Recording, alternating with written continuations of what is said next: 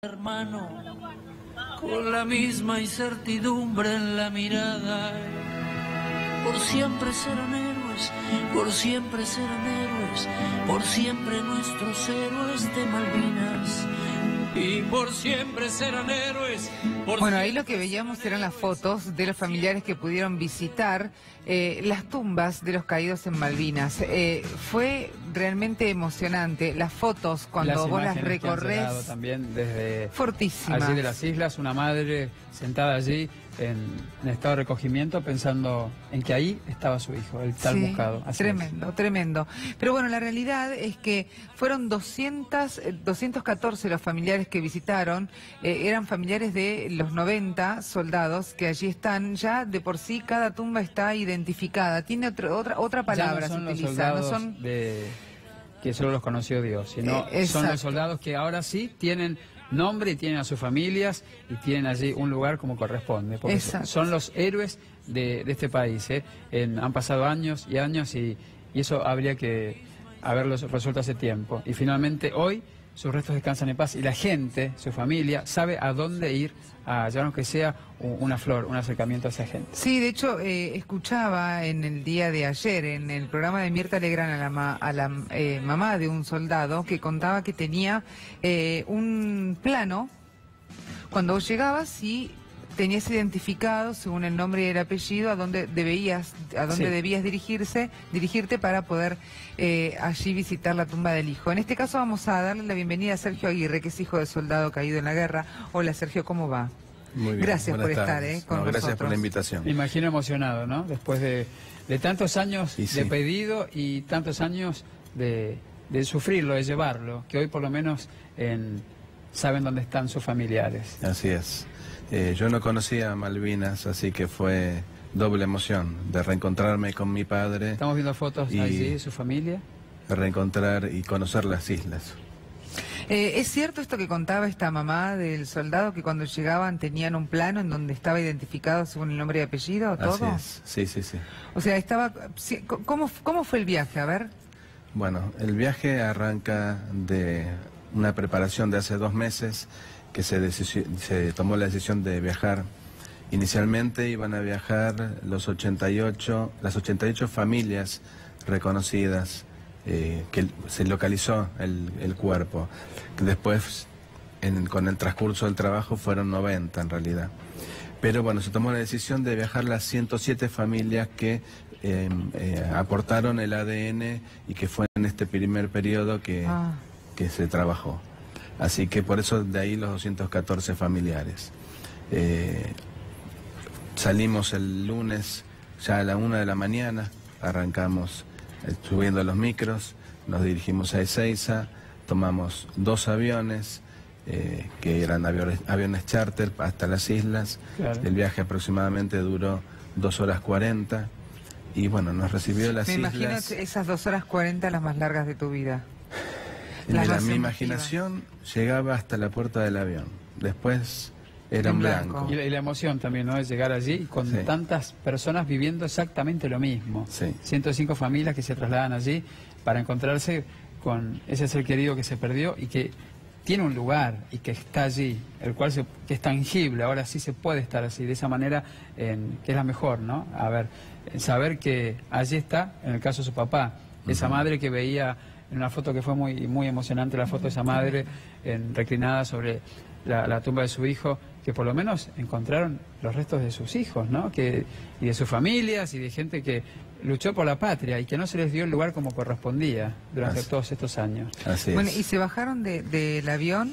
Bueno, hicimos migración, lamentablemente hay que ir con el pasaporte. Con ese por sello. Ahora, que bueno, esa es otra lucha para... Todos nos trataron muy bien. Bien. Sí. A los familiares en general siempre se los tiene más consideración, pero si uno tiene que estar diciendo a alguien que te haya visto mal o que no hubo, para nada. Y vos recién estabas comentando que cada familiar tenía un diagrama en donde le indicaba cada posición en donde quedaba la tumba. Eso se hizo con el trabajo previo. Miguel, ¿cómo es? Mi nombre es Sergio, Miguel es mi papá. Su papá, perdón. El cementerio tiene 3 sectores, 2 más grandes de 100 tumbas cada uno y uno en el medio más hacia adelante que tiene 30 tumbas, perdón, que es más pequeño. Y todas tienen cruces blancas y en la base de la cruz tiene un mármol negro en donde están los nombres de cada héroe de la patria que tenemos ahí. En 121 tumbas antes había la leyenda de soldado argentino sola conocido por Dios. Ahí es donde ahora hay 90 tumbas que tienen ese nombre. Que verse el nombre en la lápida de Miguel Aguirre. De Miguel Aguirre o de cada uno de los héroes que se pudieron localizar la ubicación. ¿Con quién que viajó? Ese es el trabajo. ¿Usted, Sergio, con quién viajó allí? Con mi madre. Con su madre, la que está en la foto. Las fotos que ahí justamente se está viendo la foto de mi papá y una de las fotos, por ejemplo, la de ahí abajo, estamos con mi madre llegando a la tumba de él.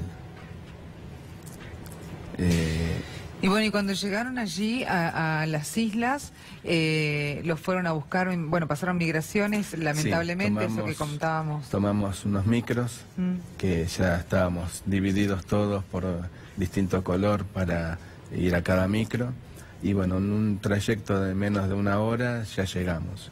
Y nos recibieron las islas con un sol brillante, un día muy agradable, no había viento, no había frío, y nos dirigimos al cementerio, en donde al principio era un dolor muy grande, se sentían llantos desgarradores.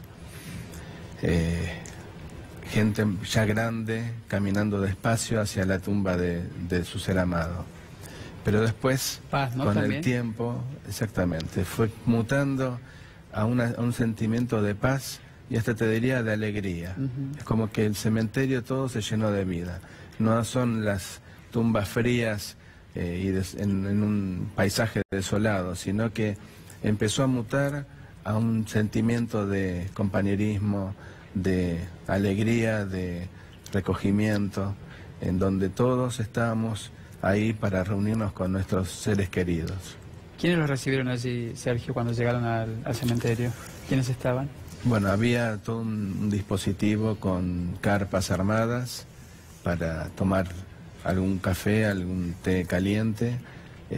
Después estaba un sector en donde estaba la prensa y bueno, había así personal para médicos o psicólogos, para alguna persona que se siente mal, ¿no? ¿Argentinos, Sergio?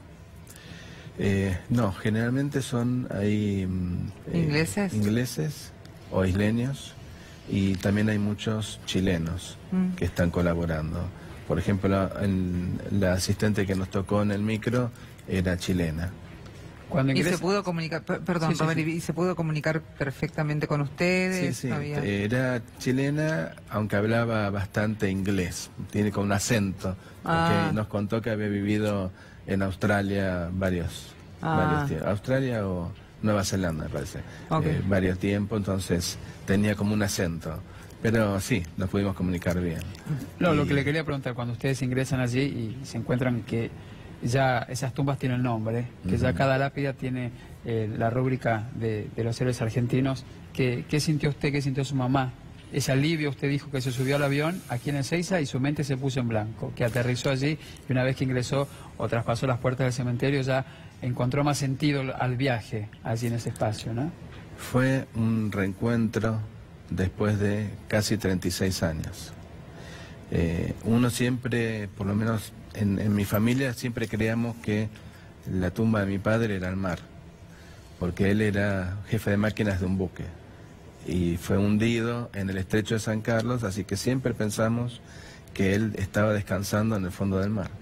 Ara, Luis, dice... Ara, Isla de los Estados. Isla de los Estados. Ese era el buque de transporte en donde estaba mi padre. Era un buque de transporte que hacía la logística en las islas. Llevaba mercadería, llevaba comida, llevaba armamento, y el 10 de mayo fue atacado por una fragata y fue hundido en el estrecho de San Carlos, que es el estrecho que separa la isla Gran Malvina de Soledad. Ahí fallecieron 23 héroes de la patria, solamente 2 se pudieron salvar de la tripulación, que era de 25. Y ahí murieron 15 civiles, 3 de la Armada, 3 de Ejército, 1 de Aeronáutica y 1 de Prefectura. Así que en ese buque murieron personas no solamente militares, la gran mayoría era civil. Y fue una sorpresa muy grande saber que el cuerpo de mi papá realmente estaba en el cementerio de Darwin, porque nunca lo esperamos. Siempre creíamos que estaba en el mar, que es lo que creímos 36 años. Así que fue un reencuentro muy grande. ¿Y quién fue la persona que lleva a tu papá a tierra? Bueno, reconstruyendo la historia, sí. Por el listado que hizo Geoffrey Cardoso, que justamente es la persona que está ahí en la foto, fue el coronel inglés que construyó el cementerio de Darwin. El 22 de agosto, según dice el listado, lo encontraron en la costa de la isla Soledad, en el estrecho de San Carlos, muy cerca de donde fue el hundimiento del barco. Así que pasaron 3 meses y medio hasta que encontraron el cuerpo. Y de ahí obviamente no sabían quién era, no estaba identificado, y lo enterraron como soldado argentino, solo conocido por Dios. Al ser civil, él no tenía chapitas, claro, como tienen los militares. Tal cual. Así que por eso tuvo ese destino. Ahora, este proceso de ustedes, propiciar su ADN dentro de su familia para ver si tenían esa respuesta, ¿no? Esa respuesta tan esperada. El hecho de que su padre por lo menos estuviese en la tumba que le correspondiese, ¿no? ¿Fue una decisión suya, de su mamá en conjunto? Un tiempo tardaron, supongo, en decidirse, ¿no? Yo pertenezco a la Comisión de Familiares de Caídos en Malvinas y Atlántico Sur. Inicialmente teníamos temores, teníamos mucho temor de que, por ejemplo, levanten los cuerpos y los traigan al continente, que no se hagan las cosas con respeto. Así que inicialmente, no la comisión en sí, sino gran parte de la comisión, de los miembros de la comisión, estábamos en contra para que se haga este tipo de trabajo. Pero bueno, después tuvimos muchas reuniones con la Cruz Roja, tuvimos reuniones en la Secretaría de Derechos Humanos, que fue la que tomó la posta en el último tramo de este periodo. Así que nos convencimos de que era lo mejor y fue muy curioso lo que ocurrió. María Fernanda Araujo, que es la presidente de la Comisión de Familiares, un día me llama por teléfono a casa y me dice que yo tenía que dar la muestra. Y me insistió tanto, y yo decía, no es necesario porque mi papá está en el mar. O sea que descártenlo ya de movida. Me dice, no, vos tenés que venir y dar la muestra porque eso va a ayudar a la Comisión de Familiares. Entonces le dije, bueno, si esto ayuda a la comisión, vamos hacia adelante. Así que se hizo una reunión con otros familiares también. Para incentivarlos, ¿no? También a... Claro, aparte para acompañarnos, para que no vayamos solos a la reunión. ¿Les trajeron sangre? Y nos trajeron en una entrevista que fue bastante extensa, en donde se explicaba todo, muy humano siempre fue todo. No es que vos llegabas y te sacaban sangre, no. Te explicaban cómo iba a ser el procedimiento, para qué lo iban a usar, y después de aproximadamente 2 horas es que se realiza, obviamente con el consentimiento de los familiares, que se realizaba la extracción de sangre. Y ahí fue que uno dio una muestra y tomaron el ADN y después empezaron a hacer todos los estudios. Y así comenzó. Y así comenzó. El reencuentro con su padre. Así es. De alguna manera. En diciembre, el 6 de diciembre, fue que recibimos la noticia. También fue en la ex ESMA, en donde está funcionando ahora la Secretaría de Derechos Humanos. Sí. Nos juntamos una gran cantidad de familiares, así los más conocidos, como para apoyarnos. Y siempre nosotros íbamos con la idea, con el ánimo de ayudar, de acompañar, porque ya sabíamos que nosotros... Con la resignación de que su padre quizás estaba en el mar. Siempre pensamos eso. Bueno, la casualidad nos tocó ser la última familia que entró. Y dijimos, esto es un trámite, en 15 minutos salimos. Estamos afuera. Tardamos 2 horas en salir. Todos preocupados a ver si se había descompuesto mi madre o qué es lo que había pasado. Bueno, no, la noticia fue tan fuerte que tuvo que venir hasta una de las antropólogas, Mercedes, que es una española, que fue la que hizo el trabajo propio en Malvinas para explicarnos cómo había sucedido todo y qué es lo que había encontrado en la tumba de mi padre. Wow. Porque no lo podíamos creer.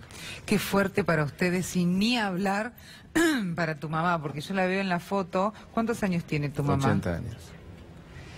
Fortísimo encontrarse con esa noticia y además meses después con su hijo. Eso siempre desde la Comisión de Familiares, eso nos preocupó mucho. Tal cual. No solamente por el caso personal de uno, sino, habíamos dicho, justo cerca de las fiestas, dar esta noticia es muy fuerte, pero gracias a Dios no hubo ningún inconveniente, todas las madres fueron tratadas muy bien, las personas mayores fueron tratadas muy bien y no hubo ningún inconveniente en ese caso. ¿Cuántos hermanos son ustedes, Sergio? Hijo único. Hijo único. Hijo único, pero con una salvedad.